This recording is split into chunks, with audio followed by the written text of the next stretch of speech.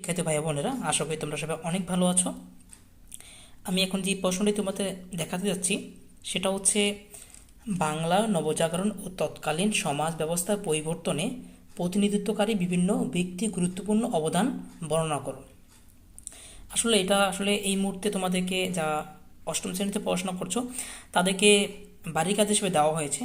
তো এটা তোমাদেরকে দু একদিনের মধ্যে স্কুলে জমা দিতে হবে। হয়তো কয়েকটা স্কুলে একটু ব্যতিক্রম থাকতে পারে, এক দুই দিন বেশি বা কম। তো সেই জন্যই আমি বাড়ির কাজটা তৈরি করেছি এবং তোমাদেরকে একটু সহায়তা করার চেষ্টা করব। তো প্রশ্ন আমরা শুরু করছি। অ্যান্সারটা: ইংরেজদের শোষণ হতে মুক্তি ও নানা রকম কুসংস্কার এবং অন্ধবিশ্বাস হতে মুক্তির জন্য ইংরেজ আমলের শুরু থেকেই বাংলায় নবজাগরণ করতে থাকে।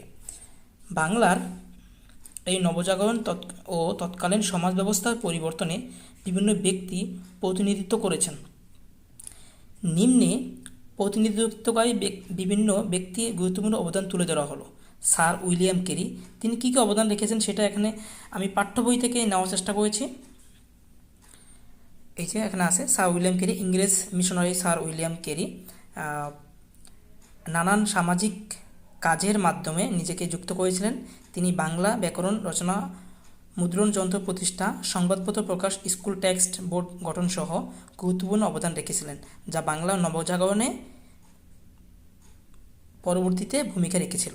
তারপরে যেই কোটেশনগুলো আমি লিখেছি সেটা হচ্ছে ওয়ারেন হ্যাস্টিংস, তারপর হচ্ছে রাজা রামমোহন রায়, ঈশ্বরচন্দ্র বিদ্যাসাগর, তারপরে হচ্ছে রবীন্দ্রনাথ ঠাকুর, তো তারপরে হচ্ছে বঙ্কিমচন্দ্র চট্টোপাধ্যায়, আমরা দেখতে পাচ্ছি 6 নম্বরে। তারপর হচ্ছে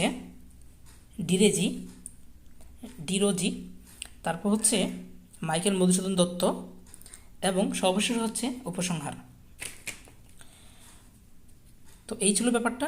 তো প্রশ্নটা আমি একটু ছবি তুলে দিচ্ছি যেন তোমরা সহজেই লিখতে পারো। প্রথম থেকে আমি একটু ঘুরিয়ে দিচ্ছি ক্যামেরাটাকে। অষ্টম শ্রেণী, এটা ছিল পৃষ্ঠা নম্বর 1 এবং এটা ছিল পৃষ্ঠা নম্বর 2